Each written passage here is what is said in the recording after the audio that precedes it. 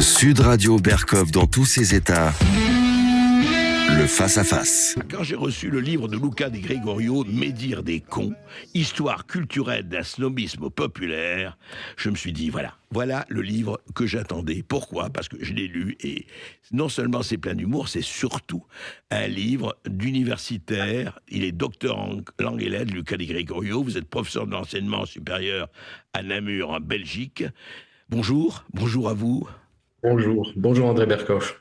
Et je dois dire que j'ai pris vraiment grand plaisir, et je crois que je ne serai pas le seul, et je ne suis pas le seul, bien sûr, à faire, en fait, vous avez fait, écoutez, vous êtes, le Malé Isaac, l'Ernest Lavis, vous êtes l'historien, le philosophe de la connerie, et ça méritait effectivement un livre comme le vôtre, et il est là. Et encore une fois, et vous parlez d'Audiard, de Brassens, de René Fallet, de Jean-Yann, de Frédéric Dard, de Cavana, de Desproges, de Coluche, etc. Et d'Yvan Audouard, bien sûr. Vous faites l'histoire du mot, et puis rappelez-vous le mur des cons du syndicat de la magistrature, le film Le dîner de cons, qui a eu le succès que l'on sait international, d'ailleurs vous en parlez.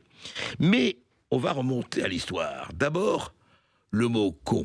Au départ, Luca Di Gregorio ne signifie pas du tout un imbécile, ou etc. Ça signifie, ou alors corrigez-moi si je me trompe, le sexe de la femme, au départ. Ah oui, tout à fait. Au départ, le mot appartient au lexique sexuel. Déjà en latin, l'origine latine, c'est le mot cunus, donc qui désigne le vagin. Et le mot va être transposé assez rapidement en ancien français à partir du Moyen-Âge, sous la forme qu'on lui connaît, le plus souvent, C-O-N. Et il va garder donc cette... C-O-N, pardon, Luca Di Gregorio, part de quelle date ? Quand a apparu, je ne dis pas le jour ou la date, mais à peu près, le mot con ? Autour du XIIe siècle, dans un roman médiéval fameux qui s'appelle Le Roman de la Rose. Ah oui, bien Donc, sûr. c'est là qu'on trouve la première attestation du mot con en langue vulgaire, ce qu'on appelle le français Oui, à l'époque. Moyen-Âge. Ouais. Ah d'accord, donc XIIe siècle, ok. Et en fait, la principale acception sous laquelle on le connaît aujourd'hui, c'est-à-dire l'insulte, comme vous le disiez, c'est assez récent. C'est l'affaire du tournant du 19e siècle, après la Révolution française, en gros.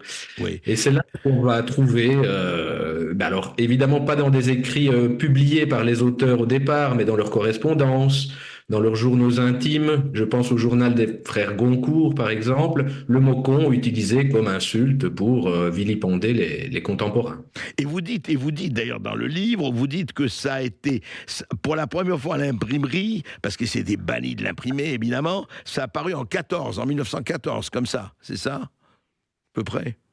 Autour du XXe siècle, parce qu'à partir autour du début du XXe siècle, parce qu'à partir du XXe siècle, il y a quand même des écrivains qui s'autorisent, par exemple, à faire des tentatives d'écriture en argot, à relâcher un petit peu leur langage. On n'est pas loin de Céline qui commencera à écrire au tournant des années 30. Ouais. Et donc, le mot commence à apparaître, je dirais, dans la littérature romanesque de grand chemin ou légitimée, c'est-à-dire qui est reconnue par les critiques.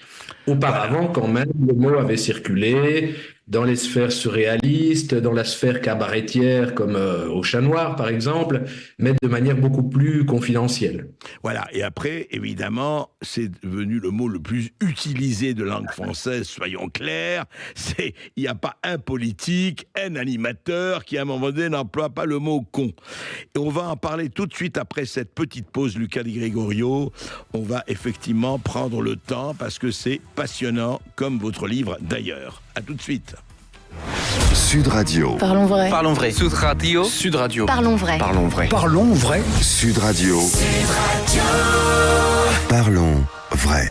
Terredefrance.fr, le premier site d'articles français et patriotes, présente Ici Sud Radio.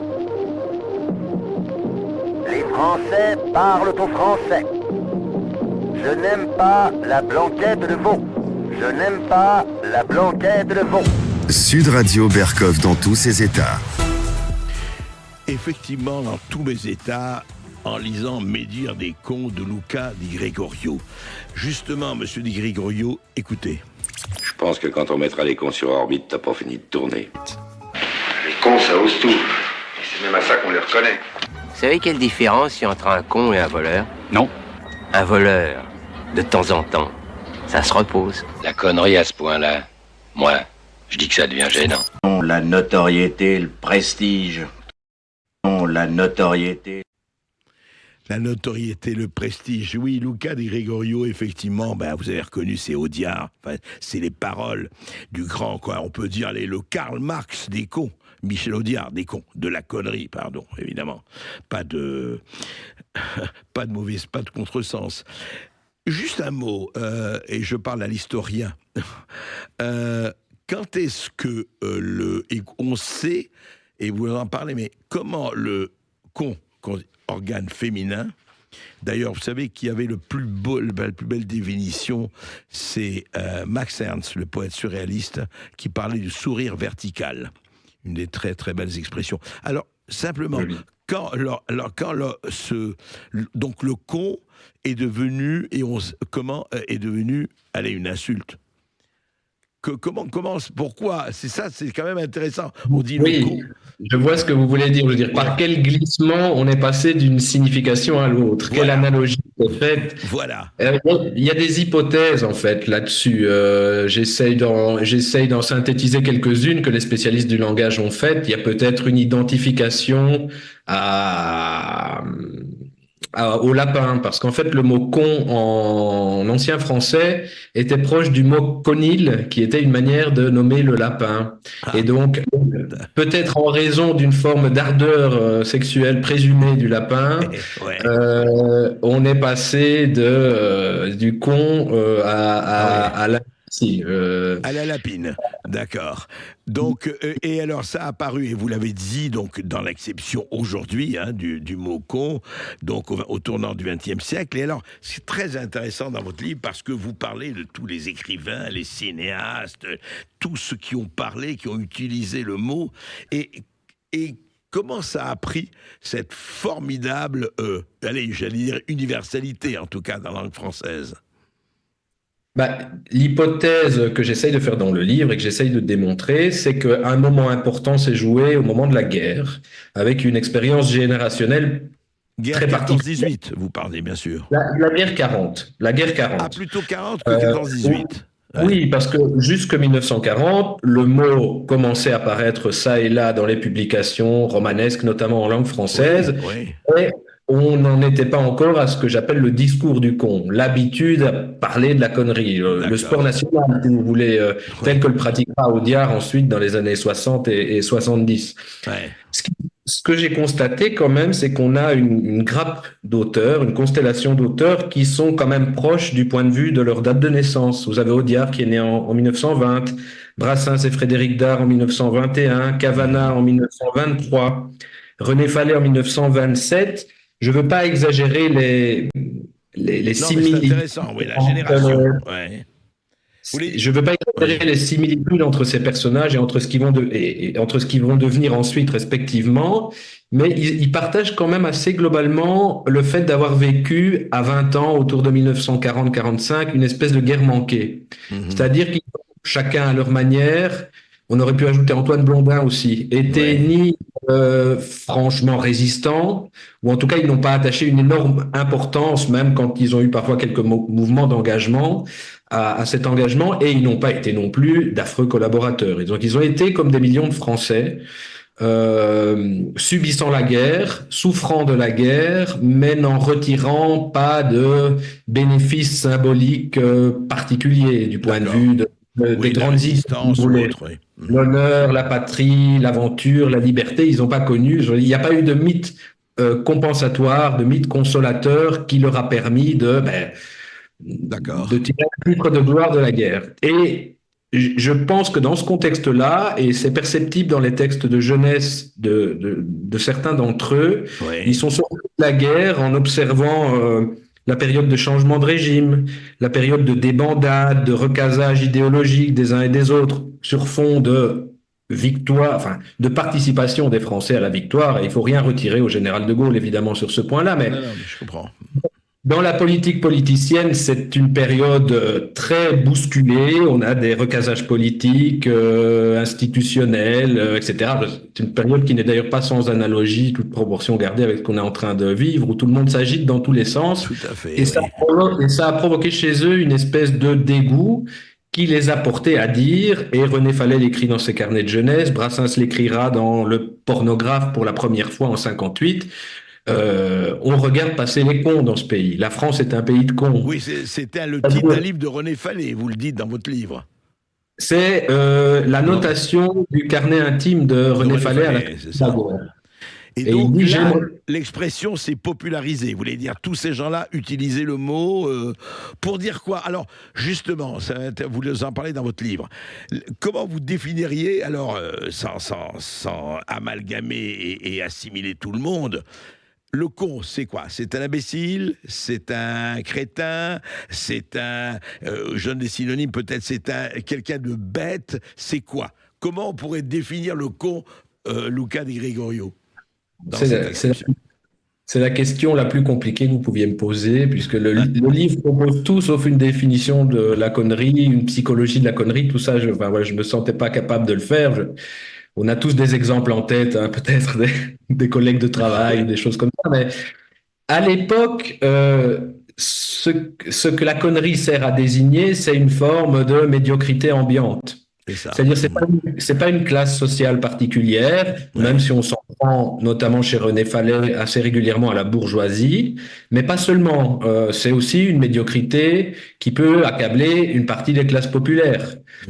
Pensez un petit peu dans le film de Claude Autant-Lara, La traversée de Paris, Jean Gabin qui s'adresse à des petits cafetiers et qui les traite de salauds de pauvres. Donc il y a une espèce d'attitude de rejet de tout ce qui est médiocre, qui vient beaucoup de cette expérience de la guerre manquée que j'ai essayé de déterminer. Ça vous l'avez dit, oui, tout à fait. Une grande partie des personnages, des protagonistes de cette histoire. Oui. Donc le con n'a pas de profil sociologique à la Libération, et d'ailleurs il n'en aura pas davantage vraiment dans les films dialogués par Michel Audiard dans les années 60. Le con, c'est celui qui n'est pas dans le coup, c'est celui qui n'est pas affranchi, c'est celui qui n'a pas les codes, c'est celui qui participe d'une médiocrité de masse. Mais en même temps, le traité de con, et c'est pour ça que je parle de snobisme populaire, pour l'habitude à médire des cons, traiter de con quelqu'un, c'est en même temps utiliser un terme populaire qui, depuis l'intérieur des parlers populaires, si vous voulez, distingue le bon grain de l'ivraie. Donc c'est une attitude profondément ambivalente, qui a son côté aristocratique puisqu'on dénonce la médiocrité, mais qui en même temps se revendique d'un ancrage populaire. Et tous les auteurs dont on parle sont quand même des auteurs qui ont donné un tour assez plébéien à leur littérature, à leur cinéma. Donc c'est une ambiguïté qui est intéressante et que j'essaye de mettre au cœur du livre. Oui, tout à fait, et vous l'avez très très bien décrite. Et la question shakespearienne qu'on peut se poser, est-on toujours le con de quelqu'un? On en parle après cette petite pause. Je vais me poser des questions, André, si vous m'invitez à dîner. On va marquer une courte pause sur Sud Radio, on revient dans un instant avec Luca Di Gregorio qui est notre invité, et vous au 0826 300 300. Sud Radio Berkov dans tous ses états. Appelez maintenant pour réagir 0826 300 300. Terre-de-France.fr, le premier site d'articles français et patriotes, présente. Ici Sud Radio. Les Français parlent au français. Les carottes sont cuites. Les carottes sont cuites. Sud Radio Berkov dans tous ses états. Et Luca Di Gregorio, Médire des cons, une histoire culturelle d'un snobisme populaire. Mais justement, Luca Di Gregorio, alors on parlait, je disais qu'on est toujours le con de quelqu'un, bon, c'est une boutade, mais c'est vrai que c'est devenu, et quelque chose qui avait fait d'ailleurs scandale, et vous en parlez dans votre livre, c'est quand le syndicat de la magistrature qui a émis des photos de personnes qu'il n'aimait pas, dont notamment quand même un général dont la fille avait été massacrée, et ils avaient appelé ça le mur des cons. Et ça avait fait d'ailleurs scandale à l'époque. Donc, ce mot est employé, je ne dirais pas à tort et à travers, mais c'est devenu la chose du monde la mieux partagée, ou la moins bien partagée. Oui, c'est ce que je dis au début du livre, hein. C'est devenu assez transclassiste de médire des cons. C'est-à-dire qu'on aurait pu penser que c'était une affaire de de comptoir et de zinc en pensant aux phrases de Michel Audiard et à l'univers de ces films, Ouais. mais en fait, ça s'est largement transféré aux pratiques langagières des classes les plus favorisées, dont les membres du syndicat de la magistrature en France sont évidemment un bon exemple. On peut penser aussi à Nicolas Sarkozy, qui avait rejeté quelqu'un qui l'insultait ou qui refusait de lui serrer la main, je ne me souviens plus. Il lui a dit en lui disant, casse-toi, pauvre con. casse-toi, pauvre con. Donc, je ne sais pas ce qu'il faut en conclure sur le plan de la culture des élites, mais en tout cas, le mot est largement transclassiste et partagé, quelle que soit la catégorie professionnelle à laquelle on appartient. Et justement, et vous énumérez d'ailleurs les auteurs, les artistes, etc., etc. Et je voudrais qu'on parle un peu, par exemple, justement, de ce film et cette pièce culte, Le Dîner de cons, qui a été quand même... Et vous racontez, je ne savais pas, que ça a été joué et traduit internationalement. Vous racontez ça dans votre livre. Alors, ça l'a été au moins dans 3 pays. L'Inde, bizarrement. L'Inde, c'est incroyable. On a traduit. Ah oui, je sais pas. Comment on dit en hindi, le con, je sais pas. Alors, je ne risquerai pas à le prononcer dans la langue, mais en tout cas, c'est traduisible en français par les talents. Donc, c'est une manière un peu ironique de parler des cons en disant les talents. Donc, ceux qui sont parce qu'ils ont un talent malgré eux, si vous voulez. Oui, bien sûr, bien sûr. Ça l'a été aussi en Espagne, une pièce de théâtre. Et là, on parle de cons comme de idiotas. Donc, idiotas, voilà.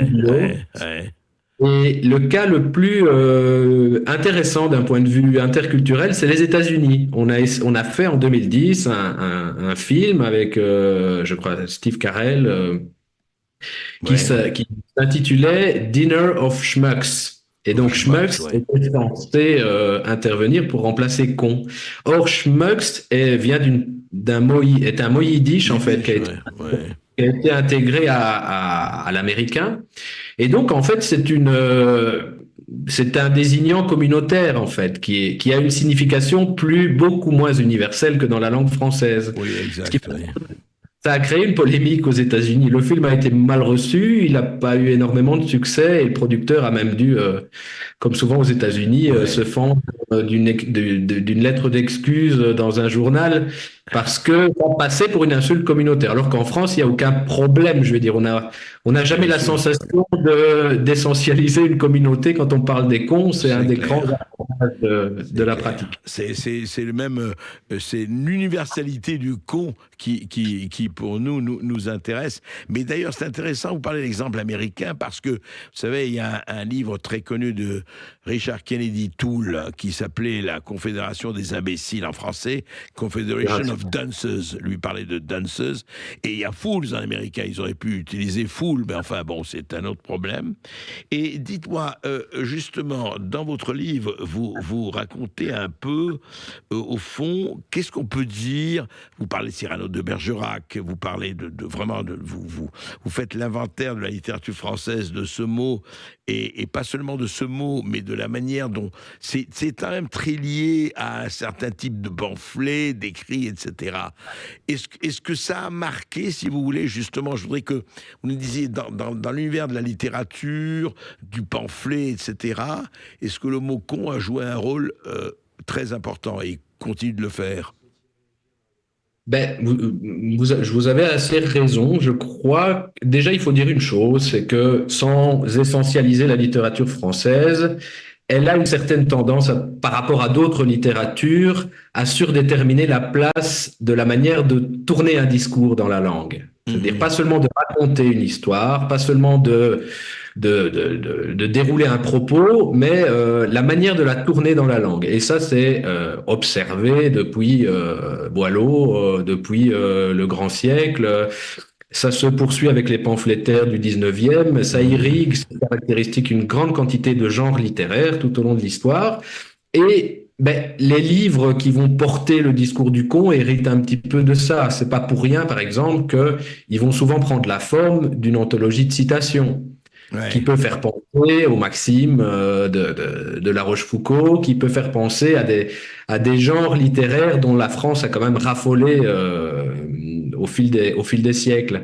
Et donc, il y a cette dimension du pamphlet, il y a cette dimension de la logique, de l'anthologie de citation, aussi de la bonne phrase, ce que j'appelle, avec un critique du cinéma qui en a bien parlé, le complexe de Cyrano. C'est-à-dire l'idée de triompher par le langage, en fait, de triompher par la bonne phrase.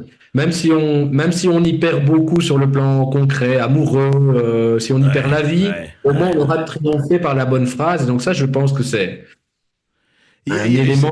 L'équivalent du panache, puisque vous parlez de Cyrano, effectivement, j'ai le bon mot, je peux traiter quelqu'un de con, et d'ailleurs, juste un mot, vous savez, c'est dans Toulouse de Nougaro, il dit « on se traite de con avant qu'on ne se traite », disait Nougaro dans sa chanson sur Toulouse.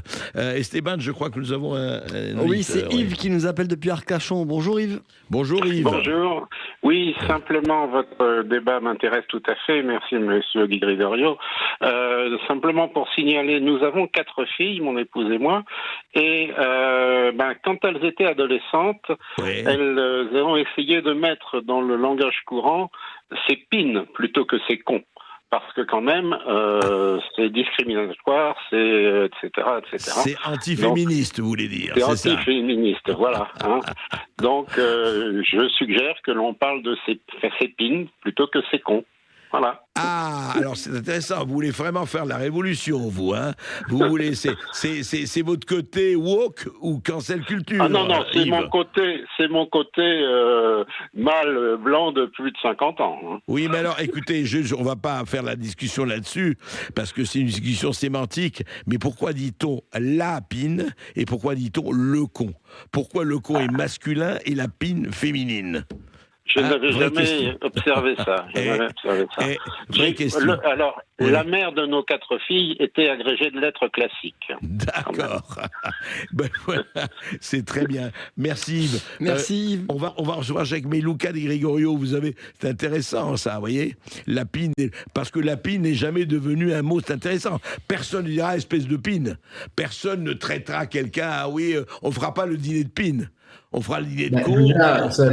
Ça n'est plus tellement à la mode de le rappeler, mais la linguistique montre quand même que le genre grammatical et le genre sexuel sont deux choses qui n'ont pas de correspondance nécessaire. Pourquoi on dit la chaise et le fauteuil? Vous pourriez reconduire la même réflexion à ce propos-là. Donc, le genre grammatical est une abstraction linguistique. Donc, vous pouvez trouver, pour des objets que vous représentez comme féminins, un déterminant masculin pour les C'est vrai, mais c'est intéressant à propos des organes, parce que le con, organe féminin, la pine, organe masculin. C'est quand même plus que la chaise et le fauteuil. Mais enfin, c'est un autre... Oui, c'est vrai. C'est vrai, mais ça montre encore plus peut-être cette non-correspondance et cette liberté de langue par rapport aux réalités sexuelles. Absolument. Il y avait une question avant de prendre Jacques sur les réseaux sociaux. Est-ce que du coup, le fait de dire conne est faux? Ah oui, espèce de conne. On le dit, les connes. Est-ce que c'est une erreur? On dit même les connasses, etc. C'est certainement pas une erreur. De toute façon, tout ce qui entre dans l'usage, par définition, existe et mérite d'exister. Mais c'est vrai qu'il y a une réticence chez bon nombre d'auteurs dont je parle dans le livre à parler de con pour les femmes. C'est-à-dire, on a quand même l'impression que c'est un apanage masculin. Con renvoie à d'autres connotations qui sont finalement assez différentes des contextes dans lesquels on parle des cons. Il y a peut-être en raison de l'origine étymologique, justement, il y a une espèce de réticence à ramener la femme à ce désignant-là, peut-être en raison du fait qu'il a désigné le sexe féminin au départ. On ne parle pas facilement des cons comme de femmes. Jacques est avec nous depuis les Landes. Bonjour Jacques. Bonjour Jacques. On va retrouver Jacques dans un instant. On va continuer l'entretien avec Luca Di Gregorio. Oui.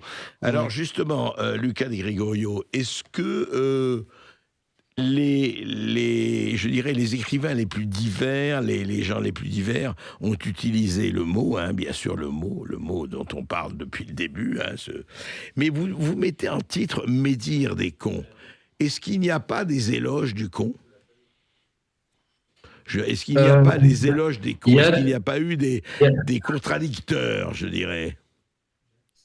Ben, il y a une tradition d'éloge de l'idiotie, parce que l'idiotie, dans l'histoire de la littérature, ça passe pour plus sublime que la connerie. La connerie, c'est quand même difficile, sinon de manière ironique et paradoxale, d'en faire l'éloge. Vous avez quelques phrases d'Audiard. Audiard disait par exemple, un intellectuel assis va moins loin qu'un con qui marche, mais peut-être parce qu'il détestait encore plus les intellectuels que les cons, peut-être. Ça, c'est son petit arbitre. Je le crois volontiers, je le croirais volontiers, ouais. Ouais. Après, il y a une tendresse pour les cons qu'on voit par exemple dans le Dîner de cons, où finalement c'est Jacques Villeray qui emporte la mise, en tout cas sur le plan symbolique, puisque c'est lui qui avait raison et c'est un petit peu celui qui avait voulu le duper qui finit le plus mal dans l'histoire, le personnage de Thierry Lhermitte. Donc il y a une réversibilité tout le temps de celui qui peut être con à un moment et finir finalement en meilleure posture. Il y a beaucoup de films qui fonctionnent là-dessus. C'est vrai. C'est-à-dire que le con n'est pas celui qu'on pense, et en tout cas, dans le film dont vous parlez, Le Dîner de cons, effectivement, ça se voit très bien. Est-ce que c'est réservé quand même, je dirais que... Parce que vous parlez aussi de Jean-Paul Sartre, vous abordez un peu tous les... Et Jean-Paul Sartre disait très bien, c'est dans votre livre et ça m'a frappé, que quand il a vu la première fois le mot con, c'était sur un mur et qu'il avait peur de l'employer. Racontez, parce que c'est... Mais parce que Sartre raconte dans les mots que son apprentissage de la langue s'est fait à travers la littérature, et la littérature qui était présente dans la bibliothèque de la famille très bourgeoise qui était la sienne et très contenue sur le plan de la morale. Et donc, il raconte son rapport au monde à travers le rapport au livre. Et comme on le disait, le mot con n'était pas un mot volontiers imprimé jusqu'à une certaine période dans la littérature, enfin, dans les publications de littérature française. Et donc, sa première occasion de découvrir ce mot, c'est sous forme de tag. On pourrait dire ça comme ça, si vous voulez, sur l'un des murs de l'école. Et il le présente vraiment dans les mots comme une espèce de choc culturel. C'est-à-dire, il ne s'imaginait pas qu'on puisse utiliser la langue pour écrire des choses comme ça. Et il a un passage assez beau, d'ailleurs, sur le côté fascinant du mot, même au sens plastique. C'est un mot qui claque, c'est un mot simple. Ça claque. Oui, ça nous renseigne beaucoup sur sa capacité à être utilisée aussi, la forme plastique. Nous avons retrouvé Jacques André, qui nous appelle depuis les Landes. Bonjour Jacques. Bonjour Jacques. Oui, bonjour. Alors donc votre émission là sur les cons, ça me fait toujours rire, puisque j'ai bientôt 70 ans, mais le mot con m'a toujours, quand vous avez parlé, on est le con de quelqu'un, etc., plus le mot en argot, etc. Mais j'ai retrouvé, je suis remonté dans mon grenier, et j'ai retrouvé celui qui, parce que j'avais pas mal de bouquins, j'avais pas tout retrouvé, mais j'en ai 4 ou 5 sur les cons, et donc, mais un que j'ai retrouvé, c'était celui de San Antonio. Pour les jeunes, ils connaissent pas. Je veux dire, les histoires de policiers de Frédéric Dard et tout. Et donc, voilà, avec les cons. Et puis alors, dans son roman policier où c'était à rire. Mais il mettait aussi quelques locutions qui je vais en dire une. Il y a une justice. Puisque le con a l'air con, voilà, ça. C'est vrai qu'il en a sorti beaucoup, Frédéric Dard. Voilà, ou alors, la loi, c'est l'autorité du con, quoi. Ah oui, là, on peut en sortir énorme, c'est vrai. Oui. Mais c'est-à-dire que dans cette époque-là, maintenant, où il y a vraiment de plus en plus de cons, mais par contre, il y a de plus en plus aussi de haineux. Donc on vit un monde que moi je suis du siècle dernier, puisque je suis du 20e, moi. Je suis 21e, je verrai pas la fin, mais c'est Oui, c'est devenu plus dur. Justement, Jacques, je voudrais demander à Luca Di Gregorio. C'est vrai, il y a une chose que Jacques dit, il a raison.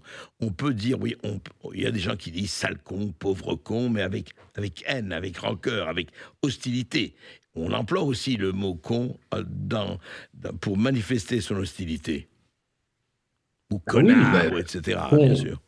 con, alors connard encore plus peut-être, mais con a une valeur d'insulte évidente. Ouais. Quand même, mais une des choses qu'on peut dire assez raisonnablement, c'est que l'insulte ou en tout cas la vitupération ou vilipender quelqu'un, c'est quelque chose qui sera difficilement annulable dans la société. Donc, il y a une fonction sociale de l'insulte.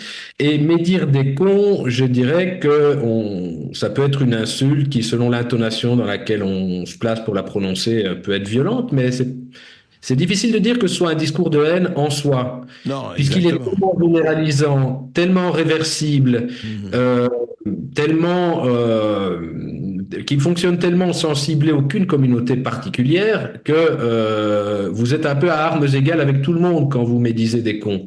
Vous pouvez vous voir répondre la même chose par votre interlocuteur. Donc, il y a quand même une dimension de soupape sociale dans cette pratique qui ne réduit quand même pas ce discours-là à un discours de haine. Sauf à considérer que la haine est toute forme d'hostilité est un discours de haine, mais à ce moment-là, je veux dire, on est très large dans les définitions. Bien sûr, bien sûr. Non, mais d'ailleurs, le livre est en tout cas un livre beaucoup plus d'humour et de vie que de manifestation de haine, c'est clair, votre livre. On reprend juste sur les cons, la connerie, après cette petite pause. Avec vous au 0826 300 300 et Luca Di Gregorio qui est notre invité aujourd'hui. À tout de suite. Sud Radio Berkov dans tous ses états, midi 14h. André Berkov.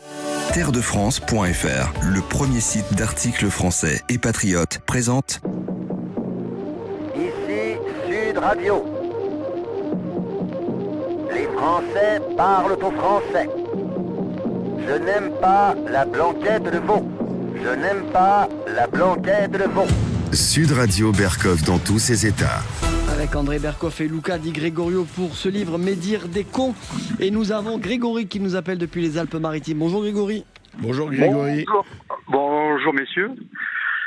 Alors, si vous voulez, moi je suis parti d'un principe simple et puis quand on s'occupe un peu d'alchimie, de choses comme ça, qui peuvent être très compliquées si on ne fait pas simple, on s'aperçoit que souvent, avant de monter dans les branches de l'arbre, il faut peut-être rester dans les racines de l'arbre. Mmh. Donc, partant de ce principe-là, et je me dis, moi, que le mot con étant au départ le sexe de la femme, ouais. C'est un vide à remplir. Oui. Donc, précisez le fond de votre pensée. Donc, qu'est-ce que ça veut dire ? Ça veut dire qu'un con, c'est quelqu'un, excusez-moi, c'est pas vulgaire ce que je vais dire, non, mais allez-y, ça reste du français, mais c'est quelqu'un qui se fait mettre. Ah oui, d'accord. Voilà. Oui, vous voulez donc, dire qu'il y a un vide, il est vide, il faut remplir ce vide, donc voilà. Alors après, par exemple, j'ai pas l'étymologie du mot idiot, mais la différence qu'il y a, un idiot est plus sain, par exemple, parce qu'il ne réfléchit pas. Le con est quelqu'un qui peut être influençable, donc on va l'attraper, on va lui mettre des idées dans la tête, il va dire amen à tout ça, et on va dire regarde-moi ce con. Ouais. Ouais, non, mais c'est intéressant, c'est ce que vous dites. Luca Di Gregorio, est-ce qu'il n'y a pas justement cette dimension, vous savez, il y a beaucoup, on entend souvent, ouais, le peuple français ou le peuple machin, ceux-là sont tous des cons, enfin, amalgame, évidemment, généralisation facile, mais est-ce qu'il n'y a pas aussi ce côté, alors, vous pensez de cette notion de vide à remplir ? C'est possible qu'il y ait cette idée que le con, par analogie, serait l'esprit vide qui pourrait se faire farcir la tête de toute une série d'idées qui ne sont pas les siennes, qui répercuteraient des lieux communs comme ça. Ça me paraît pas être une mauvaise interprétation du tout. Une chose dont je parle aussi, c'est que le mot lui-même, pas tellement, parce que vous avez bien compris que je m'intéresse pas tellement à la chose, en fait, je m'intéresse à la manière d'employer le mot. Le mot lui-même est un signifiant vide, qui n'a pas de vrai équivalent dans d'autres langues, qui n'a pas de définition très très précise. C'est pas une maladie mentale, c'est pas une maladie sociale. Ce sera difficile de faire de la recherche en psychologie autour de la connerie. Et donc trouver un vaccin anti-con, par exemple. Ah ça, oui, ce serait. Ce serait un succès si on le trouvait en tout cas.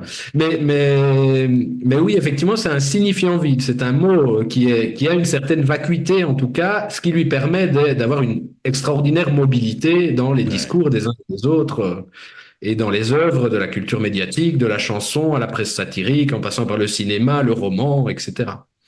En tout cas, Luca Di Gregorio, vous avez très très bien célébré les cons, il faut le dire. On va d'ailleurs entendre la chanson de Gainsbourg, le Requiem pour un con. Et bravo pour votre livre, parce que c'est aux éditions du Cerf, et vous allez passer un beau moment à le lire, je vous le dis. Merci beaucoup André Berkoff. Merci beaucoup Luca Di Gregorio. Justement, on le rappelle, ce livre, Médire des cons, histoire culturelle d'un snobisme populaire, publié aux éditions du Cerf. Allez le lire vraiment. Ça vous changera peut-être les idées en cette période si morose. On va se retrouver demain, André Berkoff, de 13h à 14h pour la culture. Vous recevrez Joe Star. Je crois ça va bouger dans l'émission. Voilà, absolument. L'argot, il a fait un livre entier avec Paolo Labrèze. Lui, il est avocat, l'autre est un détenu. Et il parle argot pour parler de la justice, c'est très fort. Et demain, de midi à 13h, ce sera donc Alexis Poulain qui sera aux commandes. Tout de suite, Brichley sur Sud Radio demain. Sud Radio. Sud Radio. Parlons vrai. Parlons vrai. Sud Radio. Parlons vrai.